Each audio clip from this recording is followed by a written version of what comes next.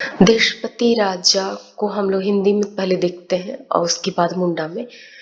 इसमें हम गौर किए कि बिल्कुल ही अलग है, कहानी ही बिल्कुल अलग है। इसलिए दोनों जान लेना या पढ़ लेना जरूरी है। इसलिए हम लोग करते हैं पहले हिंदी से। देशपति राजा। देशपति राजा की 7 रानियां थीं, उनमें से किसी को कोई संतान नहीं थी। राजा को बड़ी चिंता हुई। एक बार एक साधु आया।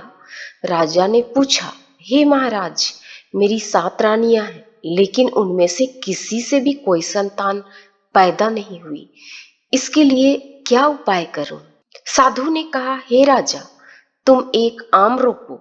जब वह फले तो तुम एक हाथ से पत्थर चलाकर एक हाथ से फल को लोक लेना और उसे सभी रानियों को बांट देना। सबको संतान होगी। राजा ने वैसा ही किया। जब आम फला तब राजा ने उसे तोड़ा और छुरी से छीलकर सभी रानियों को बांट दिया। उस समय छोटी रानी बाहर गई हुई थी। अन्य रानियों ने सोचा कि बच्चे हमें ही हो, उसे ना हो। यह सोचकर उन्होंने छोटी रानी का भाग भी खा डाला।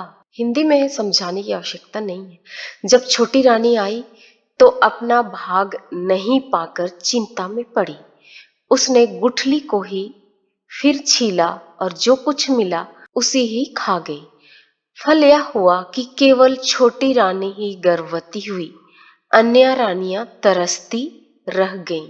एक दिन राजा शिकार खेलने गए। उन्होंने कह रखा कि यदि लड़का पैदा हो तो सोने की घंटी बजाना और लड़की के पैदा होने पर रूपा की घंटी बजाना। राजा के जंगल पहुंचते ही छोटी रानी को एक पुत्र हुआ और एक पुत्री पैदा हुई। अन्य रानियों ने छोटी रानी की आंखें बंद कर दी, जिससे वह बच्चों को देख नहीं सके। उन्होंने बच्चों को कुम्हार के मिट्टी के गड्ढे में डाल दिया और बच्चों की जगह पर झाड़ और आग रख दिया। दोनों घंटियां एक साथ बजाई गईं। राजा सुनते ही दौड़े दौड़े आए। जब उन्होंने देखा कि रानी ने पुत्र पुत्री नहीं पैदा करके झाड़ू और आग पैदा किया है, तो उसका सिर मुड़कर गांव से बाहर निकाल दिया। रानी रोती कलपती चली गई। उधर कुम्हार और कुम्हारिन जब मिट्टी लाने अपने गड्ढे पर पहुंचे तो उन्हें 2 नवजात बच्चे मिले। उनकी कोई संतान नहीं थी। वे बहुत प्रसन्न हुए कि भगवान ने दया करके उन्हें बच्चे दिए हैं। उन्होंने बच्चों को पाल पोस कर बड़ा किया। एक दिन दोनों बच्चे खेलते हुए राजा के तालाब पर पहुंचे। रानियों ने उन्हें पहचान लिया और वे उन्हें मार डालने का विचार करने लगीं। उन्होंने विष डालकर रोटी बनाई और बच्चों को खाने को दिया। नादान बच्चे सहज भाव से खा गए और घर आते ही मर गए। कुम्हार कुम्हारिन ने बहुत रोने कलपने के बाद उन्हें राजा के तालाब के किनारे गाड़ दिया। तालाब में 2 कमल के फूल उगे। एक सिपाही ने राजा को खबर दी कि तालाब में 2 बहुत ही सुंदर कमल के फूल खिले हैं। राजा ने उन्हें तोड़ लाने की आज्ञा दी। सिपाही तालाब में घुसकर फूलों के निकट आने लगे। भाई ने बहन से कहा कि सिपाही के पहुंचते ही हम आकाश में उड़ जाएंगे और उसके चले जाने पर फिर तालाब में लौट आएंगे। दोनों वैसा ही करने लगे। फूलों को निकालने के लिए बहुत से लोग आए, किंतु कोई उन्हें पा नहीं सका।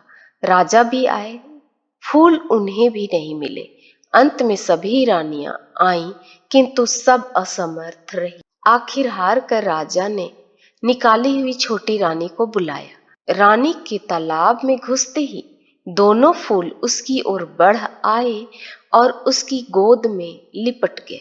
यह देखकर रानियां डर गईं और राजा का मन छोटी रानी पर आकर्षित हो गया।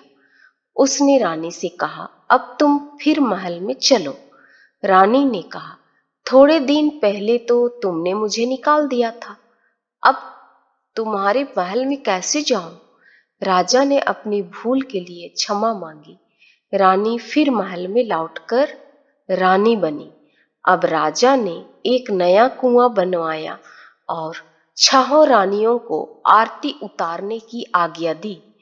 रानियां ज्यों ही आरती उतारने के लिए कुएं में झुकी, त्यों ही राजा ने उन्हें ढकेलवा दिया। सब की सब कुएं में गिरकर मर गईं। राजा छोटी रानी के साथ सुखपूर्वक रहने लगे।